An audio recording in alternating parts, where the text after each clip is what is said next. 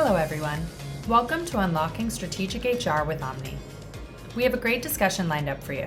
Today, we'll cover topics like how to overcome roadblocks to becoming more strategic, proven strategies to mold culture while engaging your team, and practical frameworks for securing buy-in from leadership.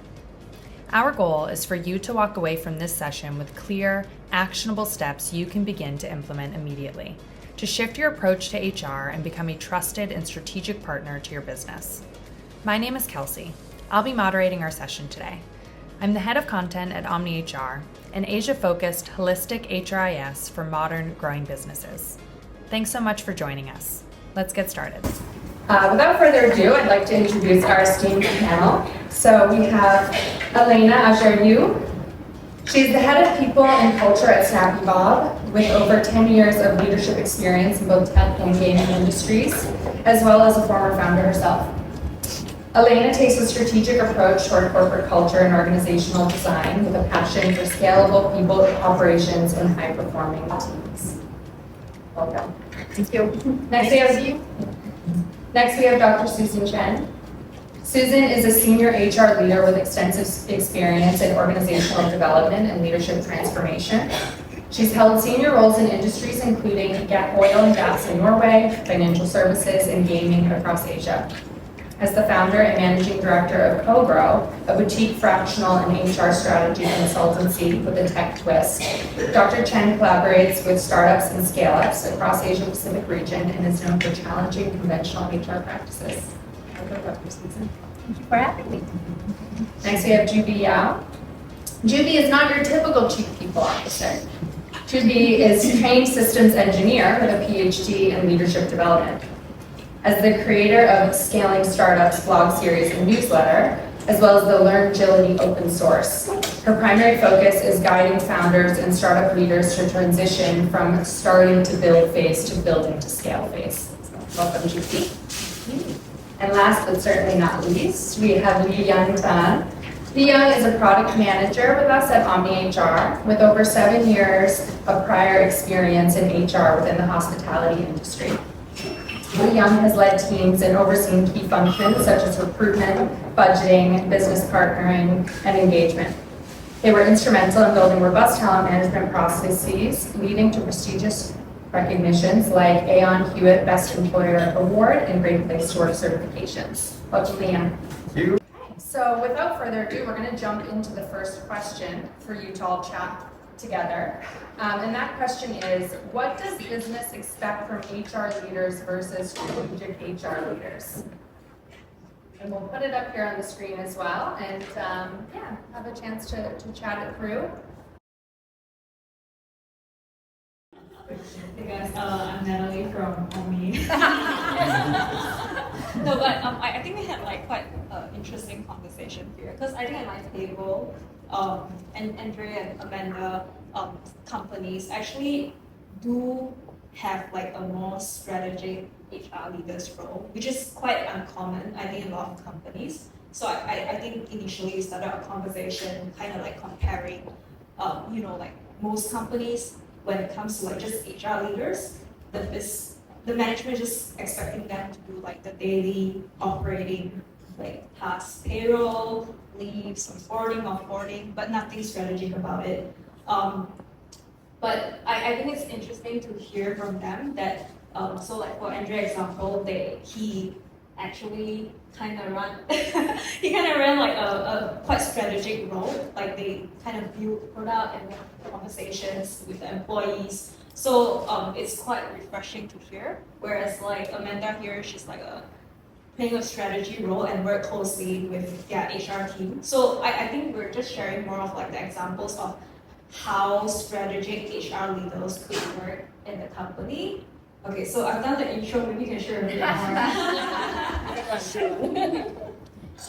I think for me, when I looked at this, right, I think for our company in our context, strategic HR leaders work very closely with the CEO to make sure that whatever the goals are, whatever the direction is, matches with what the company actually needs in terms of capabilities. Not just capabilities, but people of the similar mindset that I'm here to build something with you rather than just I'm here to just do a job. So I think that's where the alignment between senior management / CEO with strategic HR leaders comes into play to actually build a company with great culture, driving performance and fulfillment of the people and bringing results for the business. That's great, thank you. Anybody else like to share? Hi, I'm Jalika. What I think about this is the difference between the HR leader and a strategic HR leader. What the business expects is a strategic HR leader should be more mindful in making decisions, thinking about business, taking business into consideration for anything that you that they're doing. So how does it affect not just the people, not just doing the knowledge job? Yeah, that's great. How about over here? I saw you guys having a good chat. Ask Peter. That's okay. Peter actually raised his hand, so he had to have the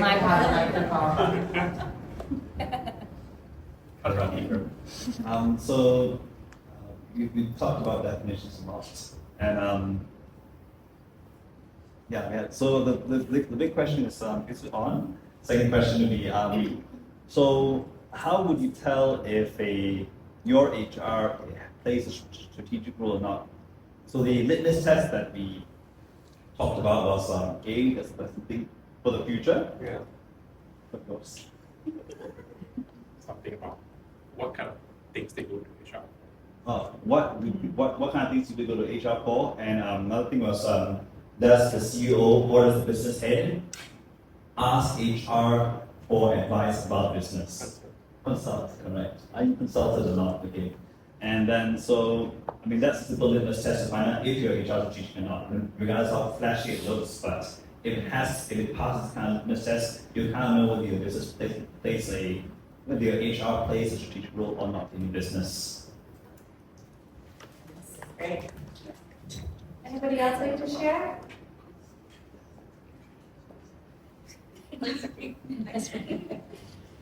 All right, good first round. So what I'm hearing is.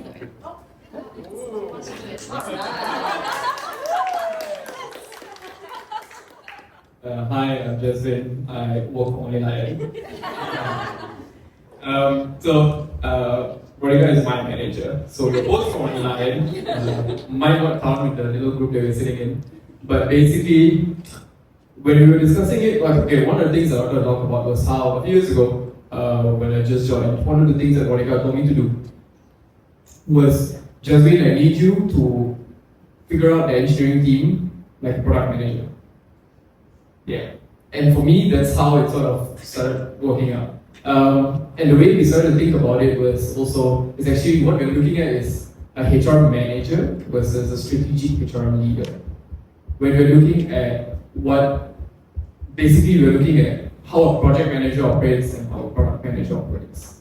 One is focused a little bit more on execution, which is touching on the same thing that everybody else is saying, that you are told to do A, B, C, and you do A, B, C.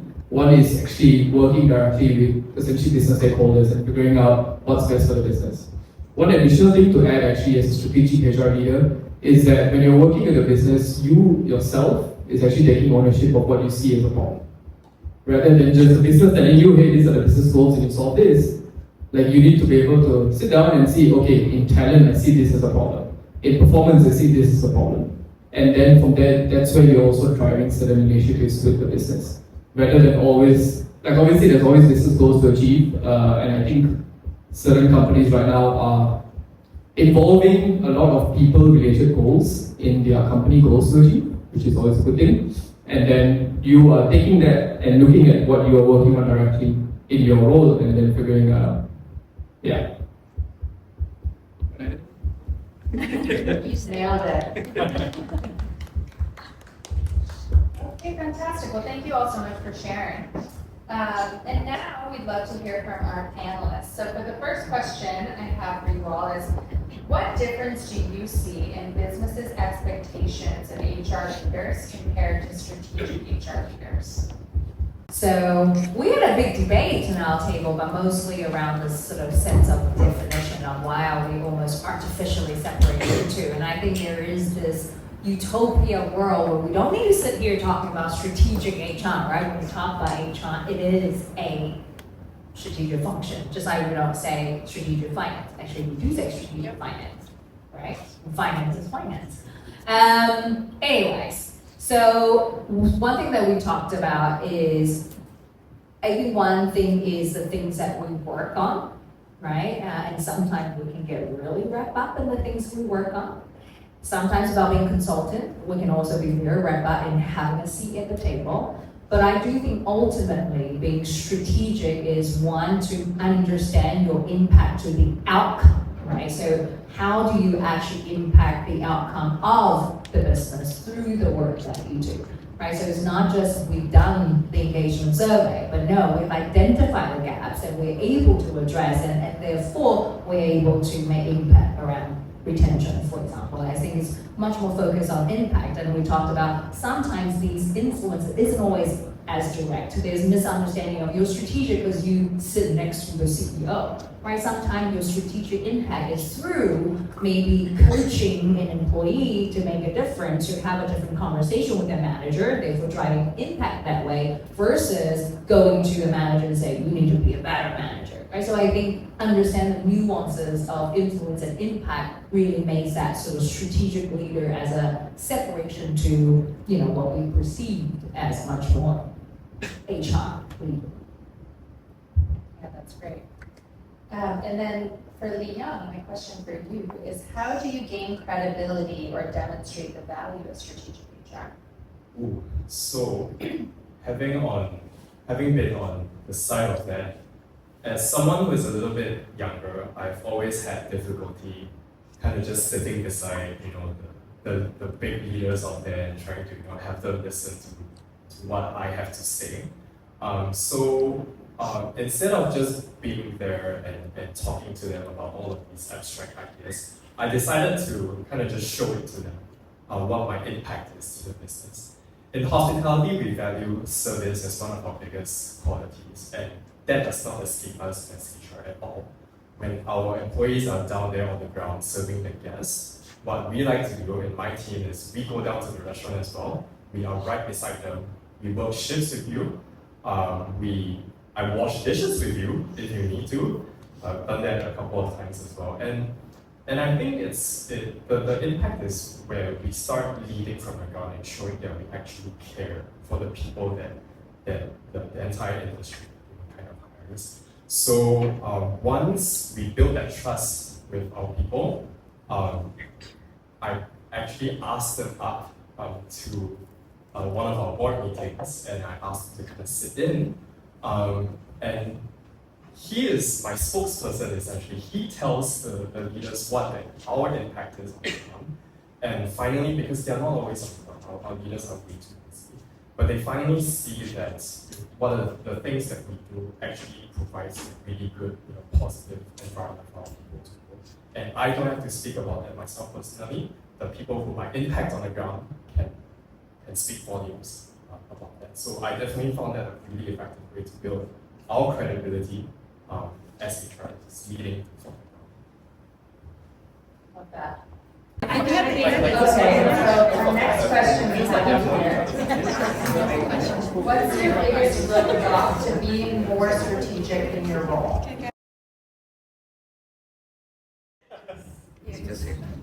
Hello everyone, I'm Anna, and we discussed a lot of very interesting topics, and we think about the roadblocks to be more strategic in our role. We said about misconception about what is an HR strategic person, and then we talk about the buy-in, yes, push the management also to understand what we can do, right? And for example, Madhura did also like very good examples on if you have to recruit someone, you also need to, actually explain, like the other person need to explain why you say no. Like, what is the reason why behind? So we need to also think like strategically, like to answer to people that say no to you. right? So it's like I think it's this, and then like also I think clarify really what is our role. So we go back a little bit to misconception, but really educate also the management to understand our value, but also the company itself, because maybe as we were saying at the beginning, the company is not ready to understand what is a strategic role, so we need also to educate.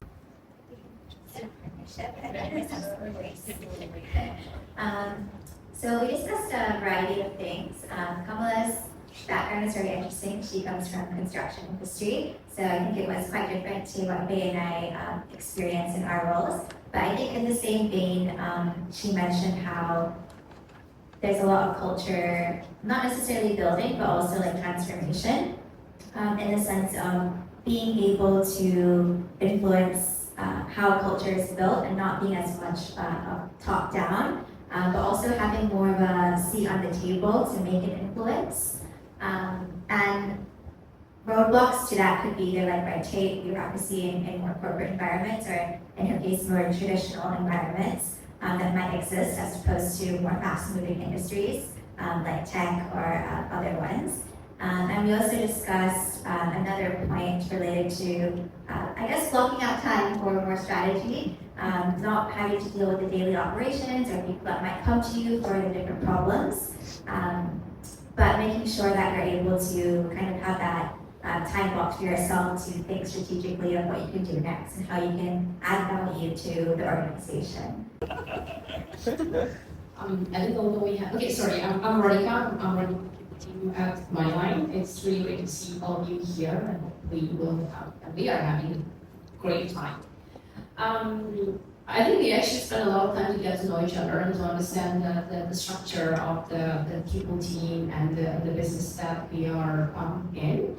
But if I were to address the question, I think first of all, the starting point, it really differs and depends on the size of the business.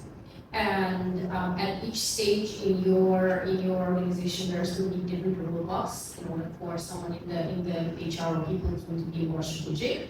And we were discussing with Elena how also the type of your manager or the style, the leadership style that you have can drive certain roadblocks and challenges for the people team. And I like to call it people team, not HR.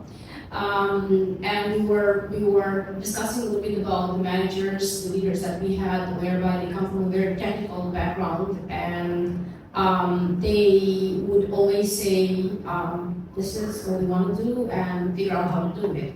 And then we are in a position where we are lacking another voice in the room to challenge maybe our ideas, or to help us understand if that's going to work for the team or not. So it's a little bit on the where do we get that support from, and where do we get best practices in order to implement that internally.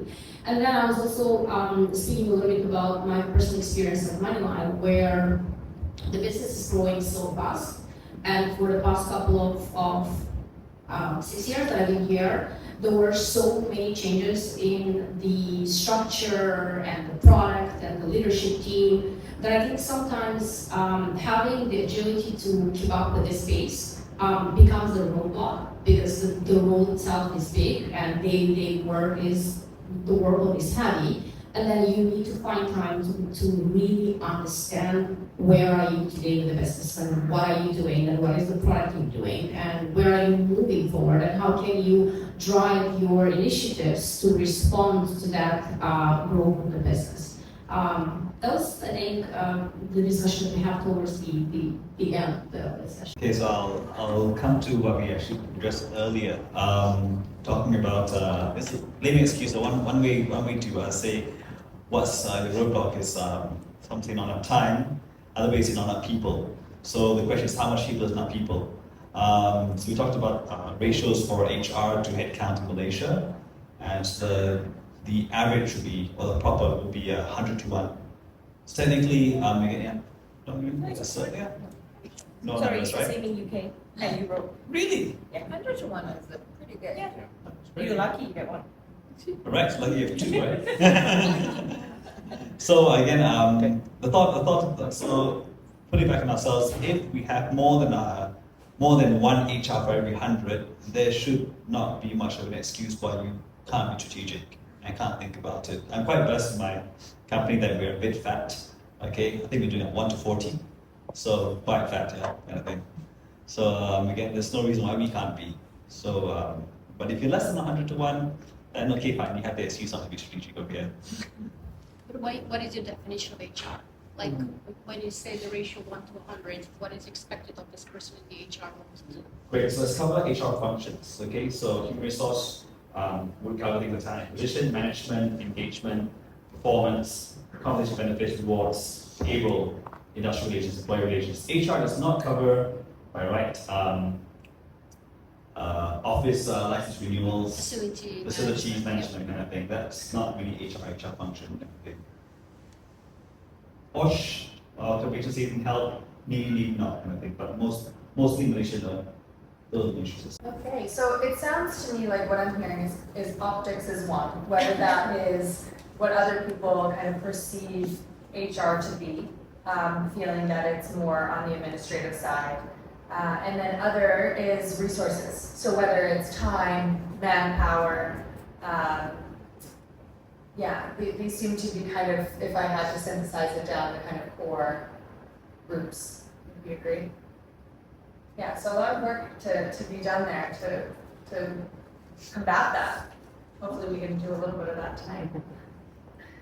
Okay, and so for our panel here, my next question for you is, what was your biggest roadblock to being more strategic, either in your role or that you're seeing within HR leaders that you coach? Testing. So I'm going to contextualize this. So I work all my life in UK and Europe. So the answer might be a little bit biased or might be out of context. I also work and specialize in startup that is hyper-growing. Not so much nowadays with the funding being tighter, but that is the context. And I actually have two answers for this question because which one? So I chose the one where I think, from my observation, the biggest blocker for HR being strategic is actually ourselves. And that was discussed actually in that table. You asked that question. Do we know what is our role? So we tend to see ourselves as HR leader or people leader instead of business leader. So many times when I coach HR leaders, I will ask one question. What business issues concerns you the most, or what is your top 3 priority in your strategy? And the answer to that question actually tells me how we think about our job. So if the answer to the question is something like, the priority is building scalable HR team, hiring the right talent, managing DEI, succession planning, creating employee experience, etc. This answer actually tells me that we think ourselves as HR leader, where the center of our perception is HR. And for me, strategic HR leader is actually business leader. You're sitting on the table, you're responsible for the business. So therefore, your biggest concern should be how is the business winning in the marketplace? How or where your business is competing to make revenue profitably? How are you enabling how are you serving your customers to grow market share? NPS, how are you, if you're VC backed, how are you increasing investors' confidence to market value? How are you being a contributing member of the community? And that's why I think I chose this answer, because many times the biggest roadblock to us being strategic is recognizing what is our role. And with that, do we see ourselves delivering HR, solving HR problem, people problem, or are we solving business problems? The moment we realize that mindset shift, the things we say no to, we talk about that in the table, right? Many times I was sharing a story, and one of my people partner joined to partner with our VP of sales, And then he had dinner with me a month later and he told me my people partner said this, I am not your EA. That's the first, drawing the line. This is how I can partner with your business. And that is the shift. The moment you realize that, how you behave, what you say yes to is very different. I love a good hot take. That's great. And the next question is, so what is one tip to overcome? I'm happy to answer that. We'll hopefully love to hear from both of you. Yeah. What's one tip that you have to overcome this roadblock? So I faced the similar kind of roadblock that Julie just described. That how do you define what is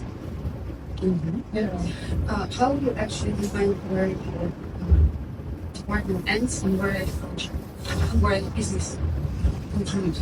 So when I joined ScaleUp,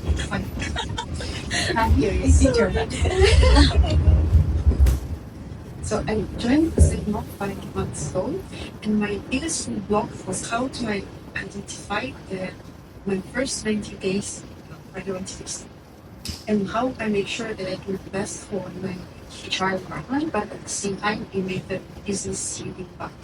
So coming from the project management background, I made my backlog, I made the whole feature list that I want to deliver in 3 months, and I put a priority. I analyzed those lists in terms of urgency and impact that I need to do. But then I understood that I was thinking from my kind of people hat. Then I removed it and I put my CEO hat. And I was like, what my CEO wants me to do. And then while the backlog might remain the same, I shuffled the priorities. Something went down the list, but something was more relevant to my CEO. Then I made this exercise once again, but I put my sales impact. I was like, okay, what is my sales priorities? How can I deliver them with their abilities? And then I made this exercise until I put all possible hats on, and then eventually I have the understanding, okay, from where I'm standing and where business is done, there is a gap. And how can I find the balance where I can fix my operational issues and at the same time fix the business? So it's definitely not an easy exercise, but I think it's very useful. Make it visual, run it if you have this opportunity with somebody, soundboard, like ask questions, but as we discussed with Vodka, sometimes there's not an option because like you are here to do your role and you're here to find your priorities. But I'm going to do a very it is a quick challenge, one, and because even we if just you talked didn't a do lot it from the about first time, putting the we're business in hat on. agile. One thing that I would always strategically challenge and agile, with flexible. is Don't as well as hesitate things to like choose your priorities, so when I choose the took way on the you're role going, as a head of and HR for eventually Riot Games, I've find a way. never played a game before. I was one of the first HR they hired, they didn't play games, so I had to play the game, understand the player journey, and go, oh, this is what we're building in the game for, how the experience is going to be, and what's outside. So I think is not to forget, there's a business, there's who you as HR, let's not forget your customers. So play some games in the games, you're in the restaurants, eat some food, wash the dishes, but you know, not forgetting that actually is going to be a big part of you continue to be strategic. So I've decided to change my answer. The reason, no, not change, sorry, because they have all answered that. I thought I'll add something different. Being a system engineer, here comes the geek. So I think, hands up, how many of us go, we don't have time to do strategy? Don't have capacity? Everyone's too scared to put their hand up now. What is your ratio? You have time. No, it doesn't matter, I'll tell you, 40 people team in startup, and you will still never have enough capacity. So that's one thing we talk a lot about. HR tend to do a lot of operational tasks. And that is a value that we bring to the business. And that's number one. We need to run day-to-day HR that just work. Because if you're not compliant, and I know of a client currently having to pay lots of fine in their contract because not compliant. The second value that we bring to the business is to drive delivery on business strategy through people agenda. That's where your people partnering comes in. And the third value that we bring is to grow business into the future. So what we're building right now, we're looking around the corner, which in many of the first questions, a lot of you talk about the long-term vision and how do we build towards that. And at the top, the highest value that we can deliver is how can we help our business and people deliver more than sum of its parts. Because, at least in UK at the moment, startups are not getting all the cash flow that they want. Everything is, path to profitability, how do you achieve more with less. And that is what Susan said, right? It shouldn't wait until this point to go, oh yeah, we need strategic HR, because they can do that. So, it is in order of priority, just like Maslow's hierarchy of needs. If your payroll is broken, you will have no time to partner with your business. If you don't have the right talent to deliver on business strategy, you will not be building that leadership program for your future leaders, because you need to solve the immediate needs. And the size of the pyramid is the effort, time we tend to spend, which is more in the operational side. And we will never, more resources, everything else, we will never have enough capacity. Your business grow, more operational stuff. Your business grow, hire more people. So in startup where, for us, so for example, the rate of growth, one of the business I was working with was 15% headcount month on month. You can't catch your tail. The key is, if we can go to the next slide, we need to flip the pyramid. How can we as HR function, as quickly as possible, reduce the effort and time we spend in operations so that we're able to spend more time on the level 3 and 4, level 2 value. And this is a brilliant time we are in. Technology, AI, automation. Previously we optimized processes, but now we can do much more. So the flipping of the pyramid is more possible right now. If we want to be more strategic, create more time and capacity, we need to start automating, optimizing, killing off processes that we do not need. So that is one of the roadblocks that we talked about. Trim the fat, she said. We don't want to do that, right? Okay, team, so we have one final group question to give you. And the question is, how do you develop the mindset and skill set needed to transition into a more strategic HR leader?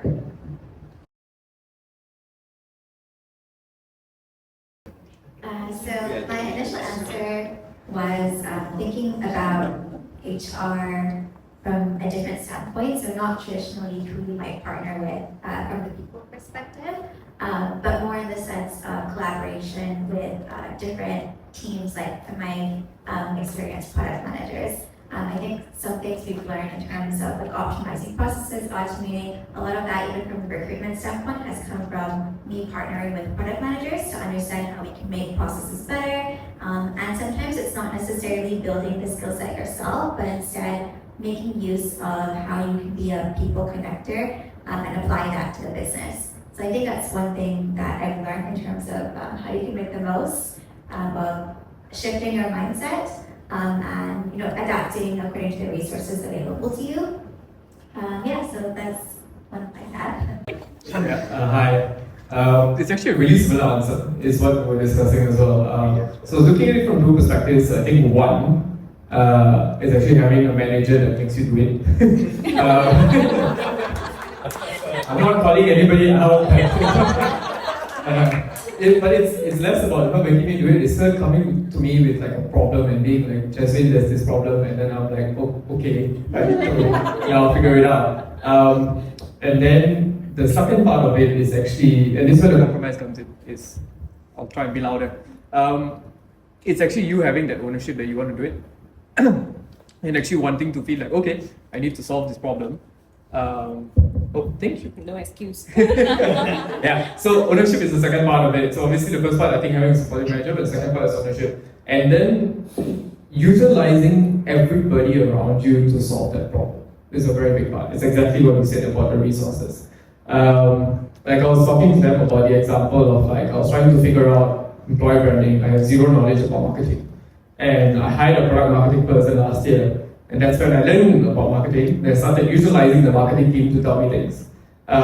One really cool thing that we did was everybody knows an ENPS survey. We send it out to see how everybody's doing.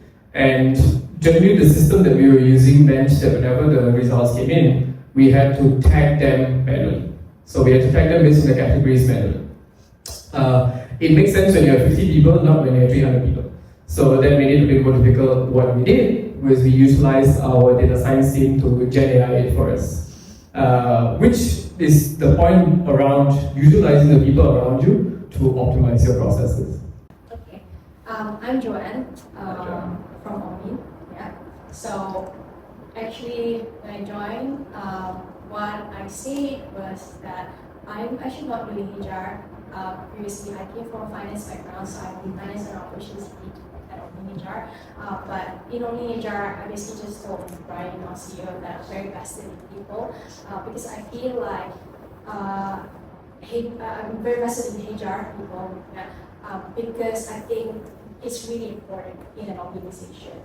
For me, it's not just about processes. It's because in my previous company, I think I kind of had a bad experience with HR, and I felt like it's supposed to be more like what we are talking about strategy. So it's not just looking at processes. It's like what I say. A strategic HR leader, like a company, is not just like one building you put there. A building is not a company. A company is when you bring all people together, 1, 2, 3, 50 people, right? So initially, yeah, you build the processes, but eventually you need to bring together all these people and coordinate it. It's like organizing an event, but this is like a lifelong event. It happens all the time, right? So how do you bring all these people together? So maybe not just looking in the HR department itself, but also looking at the whole company. And we were also talking about like in HR, there was no profit and loss thing. So there's no profit and loss KPI. How can we think about HR also impacting the profit and loss? Like we don't feel it, right? But I think it's actually related. If you manage to bring all these people together, all these departments working all together, then yeah, the impact should reflect in your P&L. The P&L, the KPI is just a way to measure it, monitor it, right? But maybe there are other ways to measure it, like the quality of how your people feel working in that company maybe is a KPI for you as an HR leader. So I feel like HR leader has a lot more to do. Now, answering the actual question, developing a strategic skill set, I feel like I need to do that because I just started out in this HR space, learning about people and how I will have to help Omni HR with the people. Joining events like this helps a lot, and this is unlocking the HR, unlocking the strategic HR, right? So I think, yeah, I will join these events. She's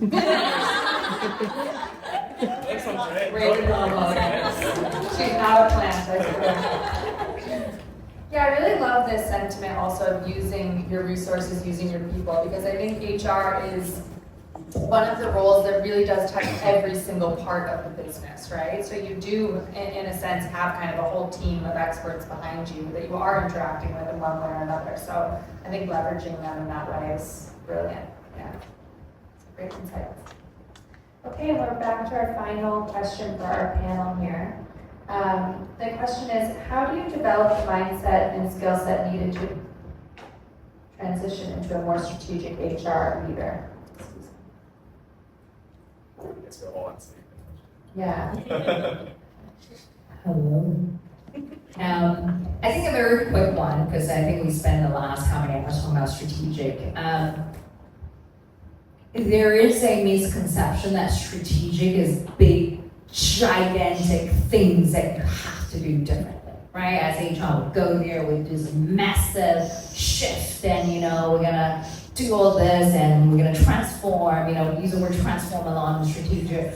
I think there's an opportunity from a mindset shift to think about strategic movements that looks very differently in every role, right? So you can't say as a payroll, as a operations, they can't be strategic. What strategic looks like in operations may look very different to your COE in the learning function. I think number one is to recognize that and realize we don't always have to sit in the room and say these big words in order to be strategic, right? Actually, being strategic is a mindset shift from making really complex things really simple. Right, so if that's shifting that mindset and the skill set is how do you start making really challenging to grasp ideas really simple for your business so that you can get the buy-in, so you can get the sort of endorsement to do all these amazing things you want to do. And I think that links to one mindset. I'm surprised that no one said it here, so I'm gonna say it, is that one mindset shift is don't worry about being liked. There's a lot of, I want people to like me, and therefore, you want this, I'll give it to you, right? You want that extra, right? Like, we have to be okay not to be liked. Not to be liked is different to not be respected. These are two different things. You can be respected, but not trying to be liked by saying yes to everything. So, there you go. Happy not to be liked. So I actually asked myself the same question during the pandemic 3 years ago, and I was like, how can I develop a strategic mindset? So the first answer was do the MBA degree. So I went through the 2 years MBA program, and what can I say that it helps. An academic approach really helps. There's a lot of literature. You will know how to do P&L, how to do forecasting. But what I actually want to share with you that that's a small tip that you don't need to pay a lot of the MBA, that it gives you a chance to ask questions. And that's exactly how I met Julie. I was in the midst of my dissertation, I was doing the research, and you have this right to network. You have this right to reach out to whatever person and tell him, hey, I'm doing my dissertation. Can you please spare 10 minutes of your precious time and help me to unpack this topic? And this is how I approached Juby, and it was like an amazing start of our connection. And so often we're just afraid to go there and ask questions, to, as you said, utilize your resources, but it's not actually, you're not limited just by the company. Go to your community, go to the network, go to LinkedIn, ask wherever you want to help you to unpack and help you to succeed in your job. So I think this is one thing. They're academic, but don't hesitate to ask questions. The second approach is really practical, is to not just understand your business, but understand the founder. Because we're all in still small companies when our founders are approachable. And being a founder myself, the moment that I put the CEO hat and it didn't take it for a year, I understood that, oh my God, those people, they live, first of all, in a tremendous amount of stress that we can't even comprehend. And the decision and the logic of their process is completely different. So unless you're a founder, or at least you're like trying to put this happen, it's difficult to really comprehend how businesses meet. So another tip for you, put the hat for 2 weeks, and every morning when you wake up, think about it. Okay, I'm the CEO of my company. What will I do today? Which kind of decisions I need to do? What kind of people I need to talk to? What kind of information is missing? And then the more you would go into this role, the more you will understand that you don't know the business, and it's totally fine. And then after 2 weeks, make a list of questions and ask your CEO for the coffee chat. And when you will finally talk to your CEO and ask all those questions, first of all, it will unlock the new level of trust, because your CEO will be like, what? You actually even understand me? You took the time to really understand my perspective, is first, and then you will start finally doing impact that he cares about. And then it will most probably be very revealing for you and fast forward into your strategic thinking. You heard Elena asking questions, that's the hack. So great segue to our Q&A portion of the evening. We have this great panel here, wealth of knowledge. Any questions you'd like to ask them? I have a question for you all. On your tip of chatting with the CEO or COO, or founder rather, how many of you have done that before? Reached out to a founder? Okay, pretty good. And did it bring more questions or more clarity? Both. I figured as much. Yeah, like I have a question for Julie and Susan, because I think like you've been like helping companies or like founders to maybe help their team to be like more strategic.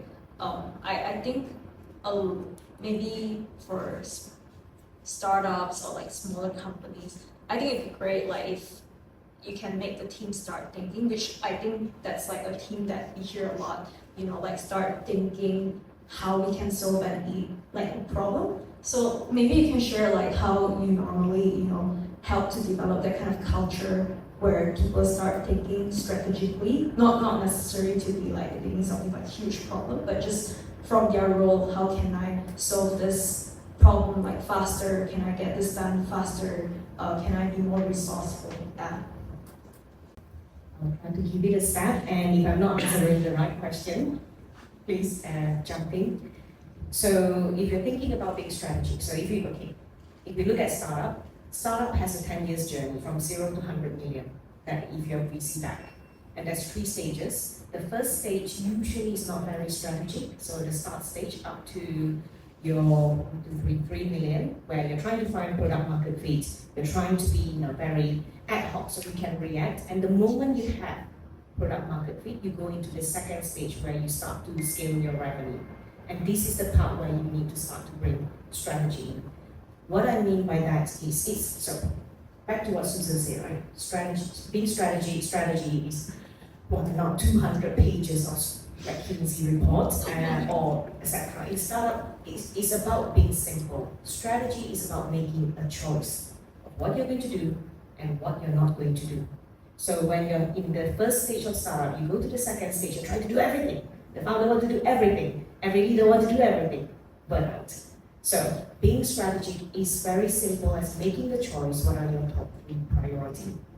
And the person, especially when you talk about founder, is at the end of the day, founder still leads the business. It is their business. They're not traditional CEO. They own the business.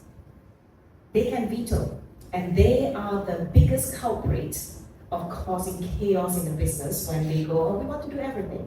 So the first thing I will do, and that's why one of the things that I do is working with founder. What is it that you need to achieve? 3 things. Nothing more, nothing less. Try to narrow down that 3 things. It's not hard. It's the hardest part is going, I'm going to let go of everything else and just do these 3. And then you cascade, because when it's clear 3 things at the top, you know it's going to be a lot of work. It's easy to go, I'm going to increase conversion. There's a lot of work that will come down. But imagine if it's not 3 at the top, if it's 30 at the top, what chaos will we get? So it starts, for me, that's why it starts with founder, then I will work with the SLT team, and I will work with the HR leader to bring that to life. So founder is a culprit. Is this being recorded? And right into that camera. Founder is a culprit. But they know that. And I've also worked with VC. And VC can, depending on what VC you get, they're more familiar with this. If they're more hands-on, they're actually really good at trying to get the funding to prioritize and be okay to say no to certain things. So the question is how to make the team more strategic, or for me, it starts from the top. I mean, I agree starting with founders, right? And I think most of the founders that I work with, they are founders because they're extremely smart and driven. There's those beautiful things about founders, and that's what makes them special. A trait that I see a lot, and as a consultant, even as an internal head of HR, is that they come to you with a solution already. They're like, build me this program, my leaders need to be better, right? Hire me this head of sales, because sales ain't going good enough, right? So my approach is typically I steer them down. I go, So as a leader, you like to be like, oh yes, let me get my team on it. I'm going to start working on it, right? Especially in the early career, there's a tendency of doing that. As I get older and less worried about being like, I go, okay, tell me more. Tell me more about this head of sales that you want to hire. oh, I don't have time to tell you more. No, that's, if we don't hire the right person, we're gonna spend more time trying to fix it. So I think part of it, making it more strategic, say taking on a more coach and consultant role, I just ask questions. I try not to give them answers, just like, okay, tell me. So what would the success metrics for the salesperson look like? And by knowing the business, then you can ask questions, is it channel sales you're talking about? Or are they actually working through partnership? And they're like, oh, you know the difference? Yeah, channel sales. They're not all made the same, right? What experience? So taking them through a thought process, and I would say 80% of the time, they would change their mind. Or they're articulating what they actually mean. So a lot of time, you don't need a head of sales. You have issue because you haven't created a sales motion and clarity for the team how to actually drive the sales, through that.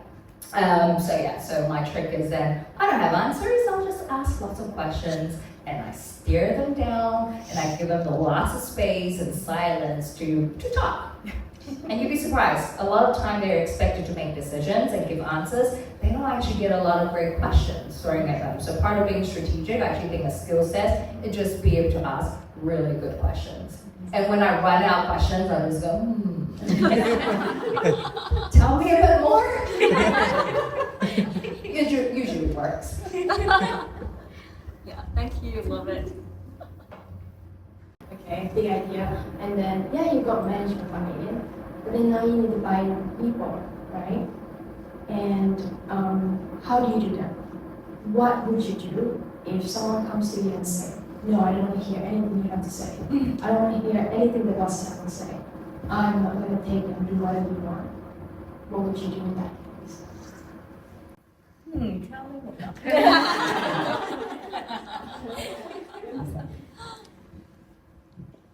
I'll do a very quick one because I just spoke for whoever. If that happens, there's a bigger issue you need to solve. It isn't to roll out the actual initiatives, right? The issue is actually understanding why there's a gap between what the manager thinks that you should do versus the team on the ground. That sounds like this is what you described. There's a lack of trust. There's a culture opportunity to address. As a strategic leader, I will pivot to try to work on that, rather than whatever that strategic initiative that you got buy-in for. Yes, I agree. Just want to maybe add a little bit that definitely the reason of miscommunication and trust is not about the initiative.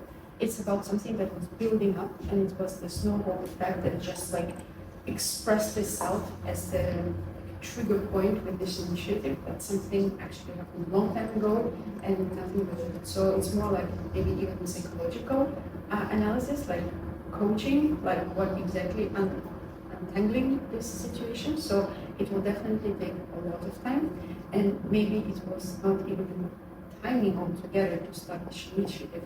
So I would always say before the change management altogether, you can't just go and throw some changes into the team. It should be a long time in advance. You need to prepare the soil. You need to make sure that you're not impacted by management, which we usually focus on, but really understand the whole process and all the freezing, how to implement the changes and how to make sure that it sticks. Because once being thrown in the soil, we'll make sure that it actually grows and thrives.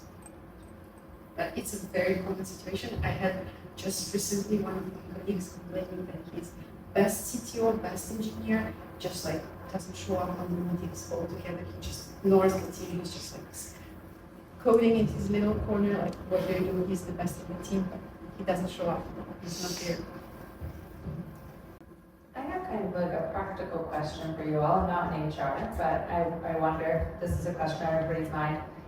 I come into work this upcoming Monday, fresh from this conversation, and I want to be more strategic. What's step one? Where do I go? How would you structure maybe the first hour of kind of brainstorming and taking stock of everything to try and pivot into that mindset?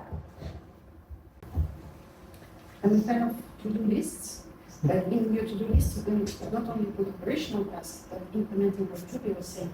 Try to invert your pyramid and prioritize on strategic tasks. like make sure that you find the space, that you have the resources, that if you have dependencies, which most probably will have dependencies because strategy doesn't go in isolation, in silos, so you would need to go to something else, you would need to talk to somebody else. So go there to create those spaces and create those opportunities for strategy.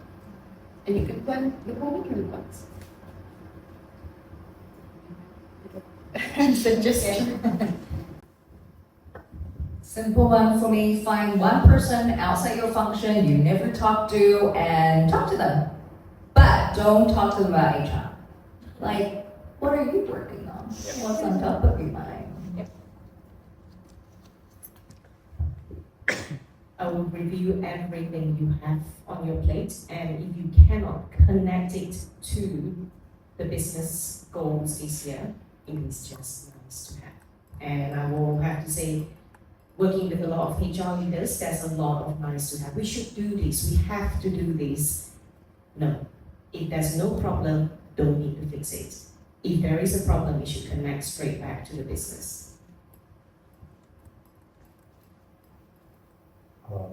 Yeah, I should have gone first, but I know why you asked the question. I also know why you asked the question.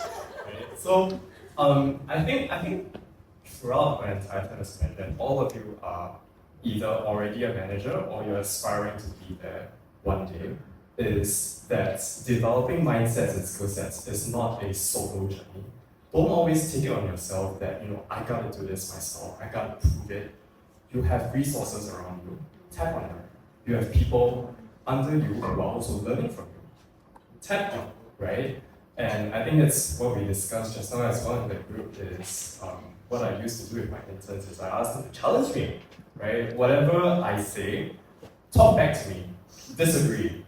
Let's have a frank discussion on what you think, right? And it's also a way to, as we are developing ourselves as leaders, it's a chance for them to break out of that mindset and develop themselves as well because they see perspective, right? And for us, when we build that environment for them, we also see a perspective that we have never gotten before. And I think that context and knowledge is important before we even begin planning whatever things, asking stakeholders for buy-in.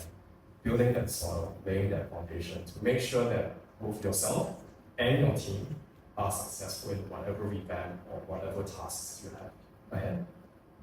Okay, I think that does it for us then. Thank you so much. All of you for joining us, for learning all of your insights.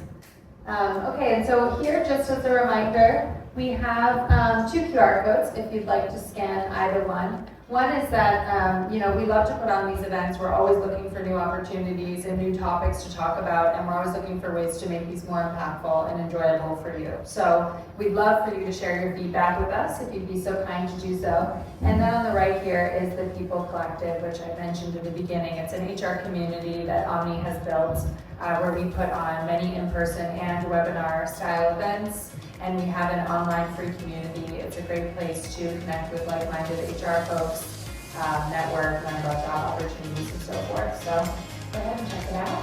And thank you so much. We hope to see you at the next event.